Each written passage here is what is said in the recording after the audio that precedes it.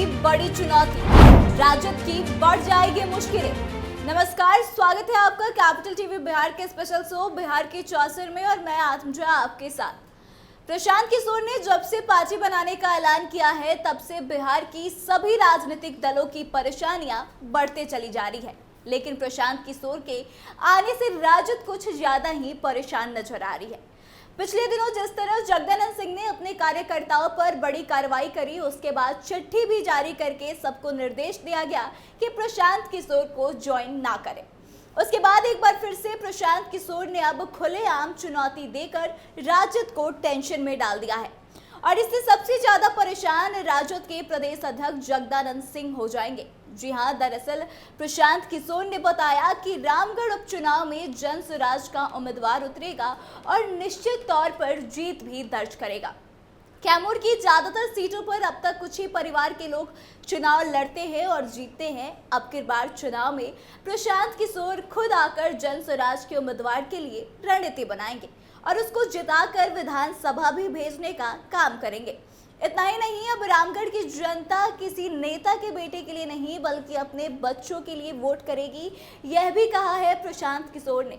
साथ ही आपको बता दें कि यह वही सीट है जो जगदानंद सिंह के बेटे सुधाकर सिंह के एमपी बनने के बाद खाली हुई थी और अब यहां से जगदानंद सिंह के ही बेटे अजीत सिंह के चुनाव लड़ने की चर्चा है। तो पहले आप खुद सुनिए कि क्या कुछ कह रहे हैं प्रशांत किशोर। प्रशांत किशोर जन स्वराज के रणनीतिकार हैं, बिहार के जनता के रणनीतिकार हैं। तो जब हम जदयू जैसे मरे हुए दल के रणनीतिकार हुए तो वो जीत गए, ममता जी के रणनीतिकार हुए तो वो जीत गए, मोदी जी के रणनीतिकार हुए तो जीत गए। तो इस बार बिहार के जनता के रणनीतिकार के तौर पर हैं। 2 तारीख को बिहार की जनता मिलकर दल बना रही है और उस दल को जिताने का जिम्मा प्रशांत किशोर का है और आपको उसका बानगी दिखेगा यहाँ कैमूर में। अगर 2 तारीख को 2 अक्टूबर को जब दल बना, वहां कहीं लोगों ने प्रस्ताव पारित कर दिया कि कैमूर में जो रामगढ़ में चुनाव हो रहा है उसको जन स्वराज लड़ेगा, तो आप मानकर चलिए कि वो चुनाव लड़ाने का रणनीतिकार प्रशांत किशोर होंगे। कैमूर में बैठ के बिहार के बच्चों के लिए वोट इस बार पड़ेगा, रामगढ़ में नेताओं के बच्चों के लिए वोट नहीं पड़ेगा। तो सुना आपने क्या कुछ कहा है प्रशांत किशोर ने। साफ प्रशांत किशोर अब जगदानंद सिंह को चुनौती देते हुए नजर आ रहे हैं और उन्होंने यह भी कहा है कि अब किसी नेता का बेटा नहीं जीतेगा, यानी कि जगदानंद सिंह के बेटे नहीं जीतेंगे बल्कि लोग अब अपने बेटे के भविष्य के लिए वोट करेंगे, यानी कि प्रशांत किशोर की पार्टी को वोट करेंगे।